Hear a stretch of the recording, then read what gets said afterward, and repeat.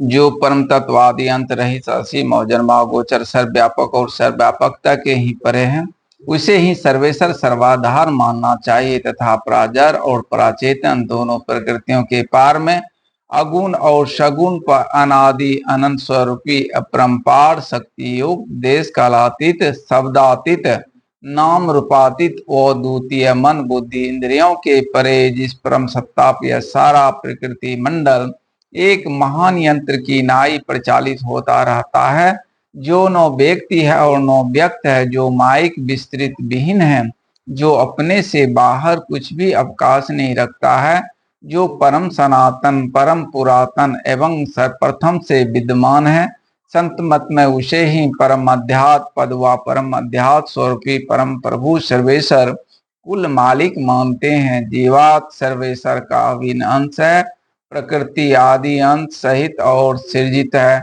माया बद्ध जीव आवागमन के चक्र में पड़ा रहता है। इस प्रकार रहना जीव के सब दुखों का कारण है।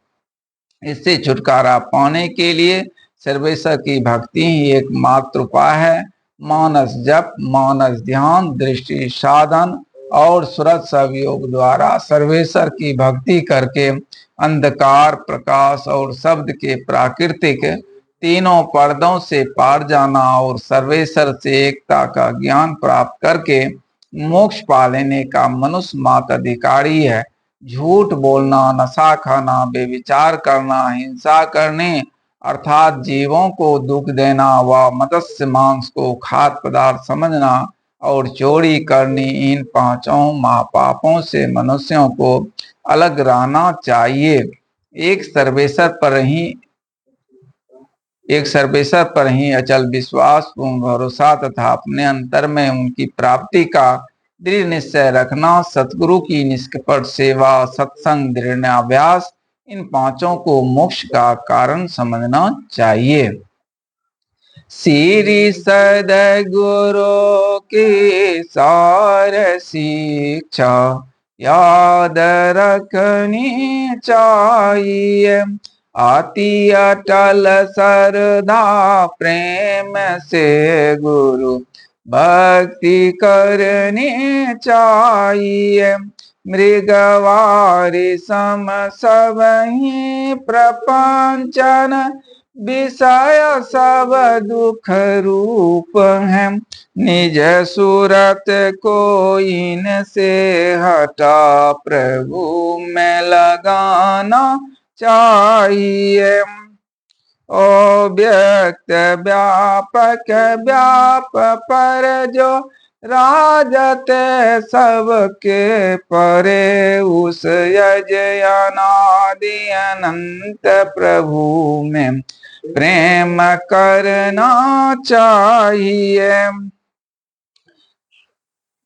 जीवात्म प्रभु का अंश है, जस अंश नभ को देखिए। घट मट प्रपंचन जब मिटे नहीं, अंश कहना चाहिए।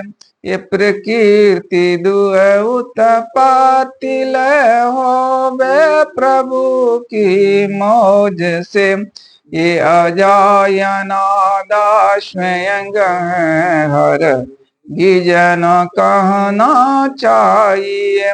आवागमन सम दुख दूजा है नहीं जग में कोई, इसके निवारण के लिए प्रभु भक्ति करनी चाहिए। जितने मनुष्य तनधारी हैं प्रभु भक्ति कर सकते, सभी अंतर व बाहर भक्ति कर घट पट हटाना चाहिए। गुरु जाप मानस ध्यान मानस कीजिए दृढ़ साध कर, इनका प्रथम अभ्यास कर श्रुत शुद्ध करना चाहिए। घट तम प्रकाश वो शब्द पट त्रय जीव पर है छार हे कर दृष्टि अरुधनि योग साधन ये हटाना चाहिए।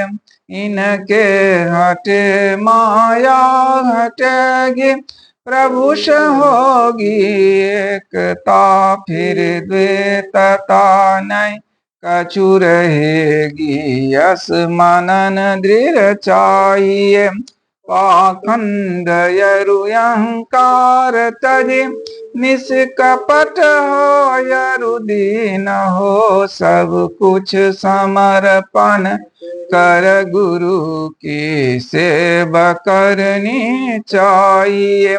सत्संग नित यरु ध्यान नित रहिय करत संलग्न हो विचार चोरी नशा हिंसा झूठ तजना चाहिए। सब संत मत सिद्धांत ये सब संत दृढ़ हैं कर दिए इन यमल थिर सिद्धांत को दृढ़ याद रखना चाहिए। यह सार है सिद्धांत सबका सतगुरु को सेवना में ही ना हो कछु यही बिना गुरु सेवा करनी चाहिए। श्री सद्गुरु की सार शिक्षा याद रखनी चाहिए। अति अटल श्रद्धा प्रेम से गुरु भक्ति करनी चाहिए। शांति अस्थिरता व निश्चलता को कहते हैं। शांति को जो प्राप्त कर लेते हैं संत कहलाते हैं। संतों के मत व धर्म को संत मत कहते हैं। शांति प्राप्त करने का प्रेरण मनुष्यों के हृदय में स्वाभाविक ही है। प्राचीन काल में ऋषियों ने इसी प्रेरण से प्रेरित होकर इसकी पूरी खोज की और इसकी प्राप्ति के विचारों को उपनिषदों में वर्णन किया। इन्हीं विचारों से मिलते हुए विचारों को कबीर साहब और गुरु नानक साहब आदि संतों ने भारतीय और पंजाबी आदि भाषाओं में सर्वसाधारण के प्रकार वर्णन किया। इन विचारों को ही संत मत कहते हैं।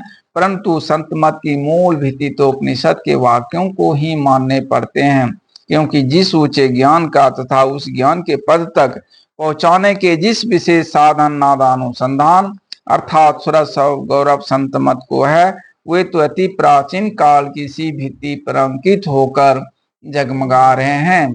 भिन्न भिन्न काल तथा देशों में संतों के प्रकट होने के कारण तथा इसके भिन्न भिन्न नामकरण होने के कारण संतों के मत में पृथक ज्ञात होता है। परंतु यदि मोटी और बाहरी बातों को तथा पंथाई भावों को हटाकर विचारा जाए और संतों के मूल एवं सार विचारों को ग्रहण किया जाए तो यही सिद्ध होगा कि सब संतों का एक ही मत है। प्रेम से बोलिए श्री सद्गुरु महाराज की जय। उस समय के लिए हम लोग सामूहिक ध्यान करें। श्री सद्गुरु महाराज की जय।